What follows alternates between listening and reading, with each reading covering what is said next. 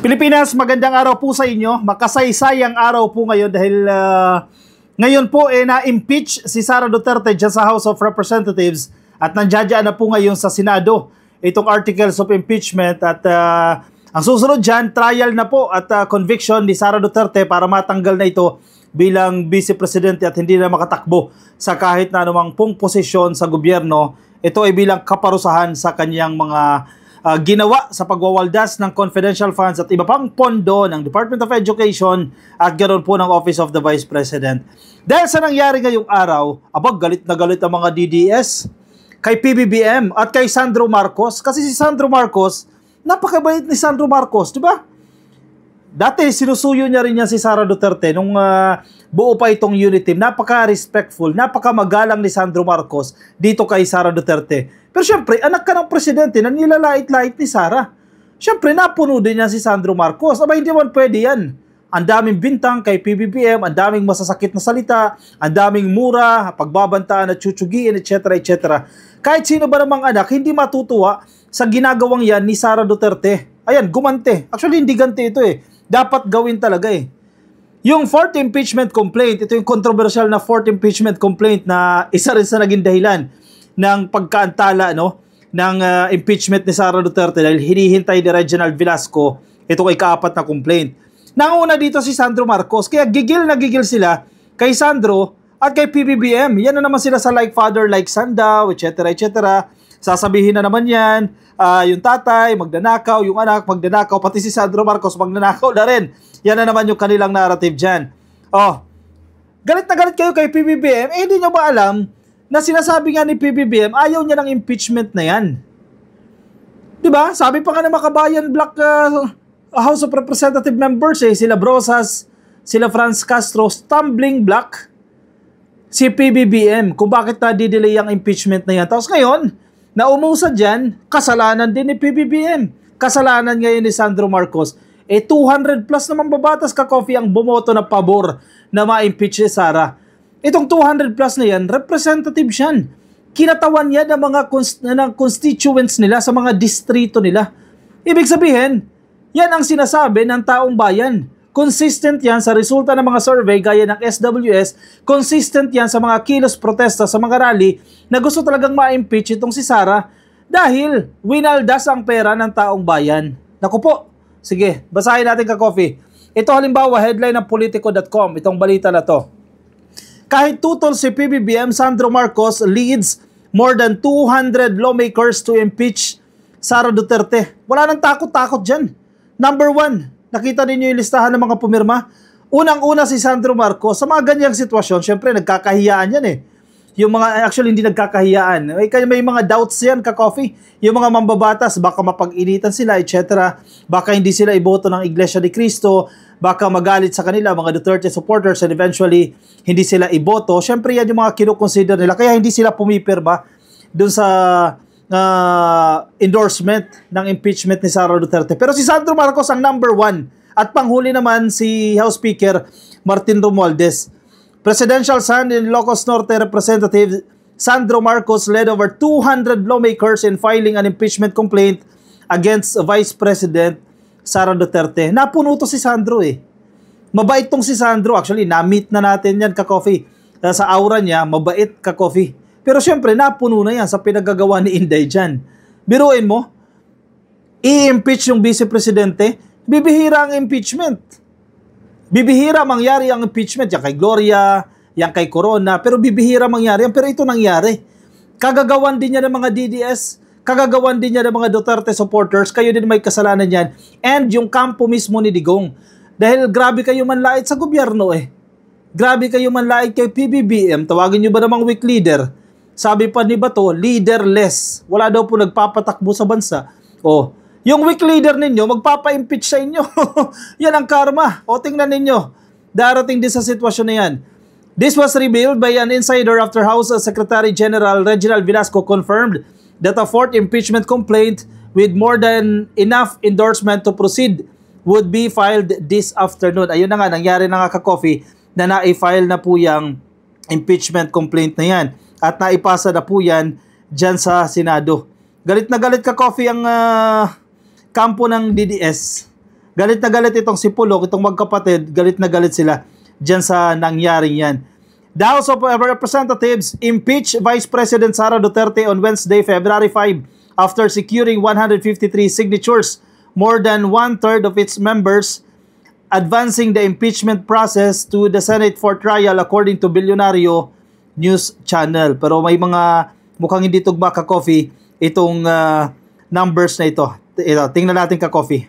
Outdated yung data na yon na ipinost ng Impact, no?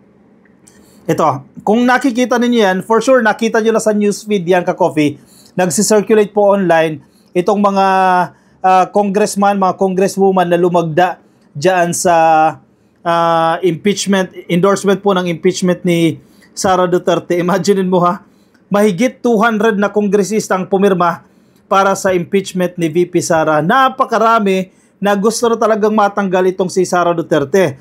Now, ito ang meron na pong House panel na nirekomenda ka-coffee na tatayo pong prosecutor, kumbaga lawyering, magiging abogado ka-coffee against dito po sa ginawa ni Sara Duterte. Medyo actually hindi man medyo, mahuhusay din ka-coffee.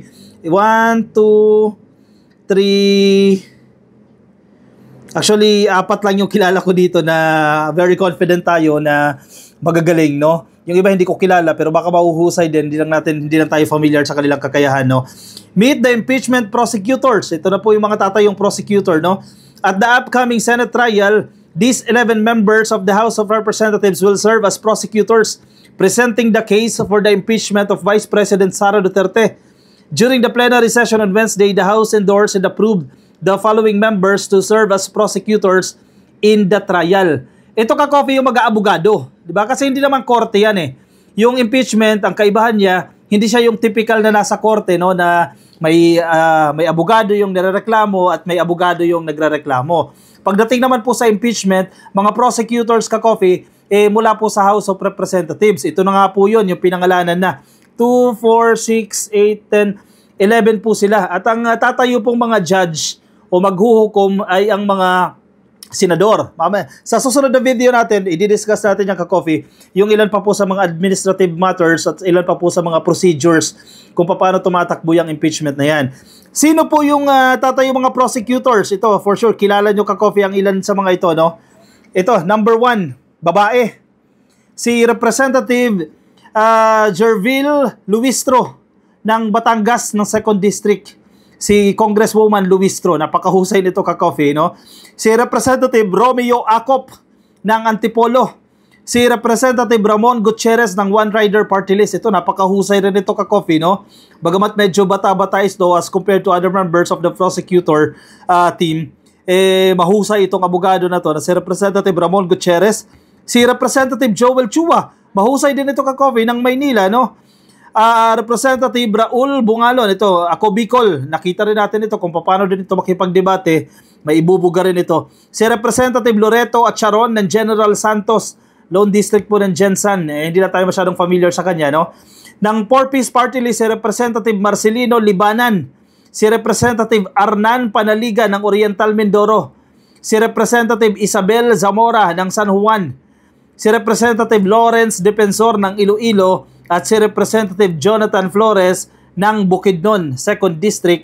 Sila po yung tatayong mga miyembro ng prosecutor po sa trial na gagawin laban dito kay Inday Sara Duterte.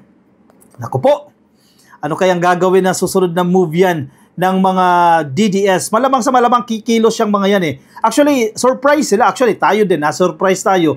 Kasi patapos ang session eh. Diba, na-surprise tayo. Kala natin ito, hindi aabot, pero buti umabot ito ka-coffee at natanggap na yan sa Senado. It's just that tapos na ka-coffee ang session. Pero okay lang yan. Walang problema. Dahil may continuity ang Senado. Diba? Ang papalitan lang naman dyan 12. Ibig sabihin, yung 12 dyan, maiiwan pa. So, magpapatuloy yan. As compared to Congress, kung natapos ang session sa Kongreso at walang nangyari yan, mahirap-hirap yan. Diba? Kasi posibleng lahat sila matanggal eh. Posible yan ka-coffee. Di wala na, di natsugi na yung impeachment complaints na yan. Back to zero na yan, back to square one ka. As compared to submitted to the Senate, no, nang naipasa na yan, syempre may continuity yan, kailangan nilang dinggin yan. It's just that nga lang, tapos ng session. pag nag-resume na po yan sa Hunyo. Sa next video natin, i-discuss natin, talakayin natin ka-coffee, itong kakahinat na rin ni Sara Duterte matapos pong sampahan siya ng impeachment complaint. Ito, lagot. Galit na galit ka-coffee, syempre, mga kapatid ni Sara Duterte. Ang tatay hindi pa nagsalita eh.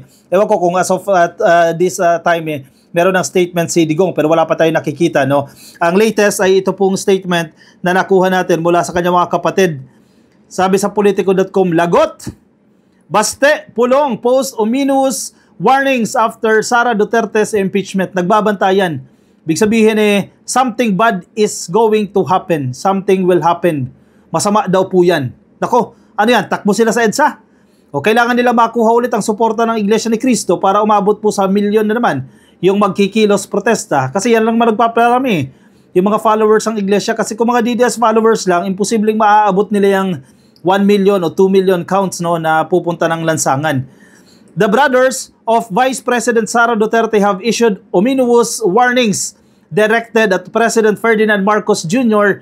and Speaker Martin Romualdez after the House of Representatives impeached Duterte, paving the way for her possible removal from office. Sa statement po na inilabas ni Davao City Representative Paulo Duterte, sabi niya, he was appalled and enraged. Naku, hindi niya nagustuhan ka-coffee. Nakakagalit daw po itong nangyari by the railroading of the impeachment proceedings against his sister. The fourth impeachment complaint was filed against the Vice President nila Ilocos Norte Representative Sandro Marcos at ng iba pa po na mga mambabatas.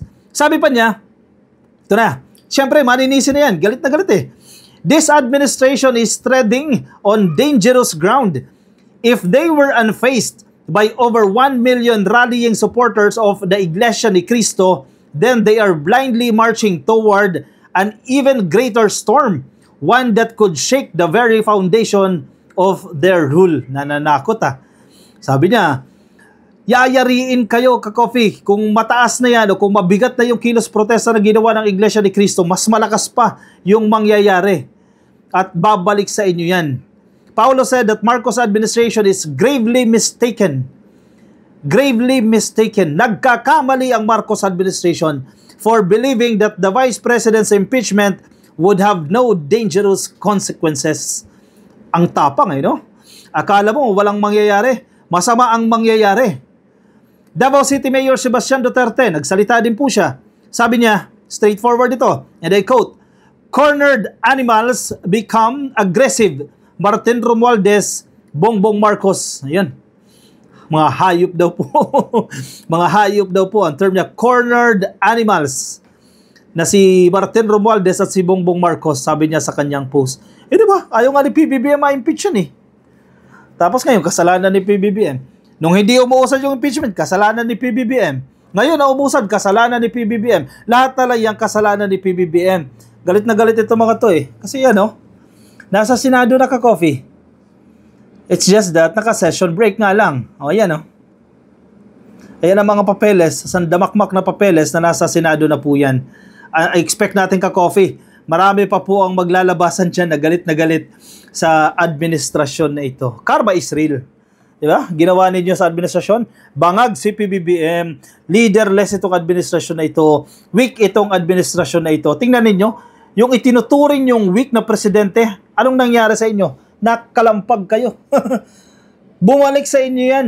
Kayabangan ninyo. O nasa sa inyo ngayon yan. Sino ngayon ang kinakarma? Yan kayo na. Yan, bumabalik na sa inyo. Nagsisimula pa lang yan. Paano pag natuluyan na impeach? Wala na. Yung pangarap na 2028 presidency, wala na. O sige, tingnan natin. Ibang usapin din kasi sa Senado, no? Pero ang malinaw ngayon, natanggal na siya sa level pa lang po ng House of Representatives. Impeach na siya dyan sa HOR. So, wakyat na sa another chamber ng Kongreso sa Senado. Nandiyan po ang bola ngayon. At magaganap yung trial na yan after the elections. O siya, sige. Anong mga komento ninyo, ka-coffee? Mga naisabihin, opinion, reaction, lagay lang po dyan sa ating comment section para mabasa po yan ng iba nating mga ka-coffee. Mga nasa Facebook ka-coffee, please like and follow. Medyo marami-rami tayong aabangan ka-coffee dahil sa mga political events na nangyayari recently, no? nasa YouTube po kayo, please click lang po na subscribe dyan sa baba at hit the notification icon para updated na rin po kayo sa ating mga bagong upload. Ako'y pansamantala muna magpapaalam ka Coffee. Maraming salamat po sa mga sumama. Ingat po kayo, nasaan man po kayong panig ng daigdig at agkapitayon. Paalam po sa inyo.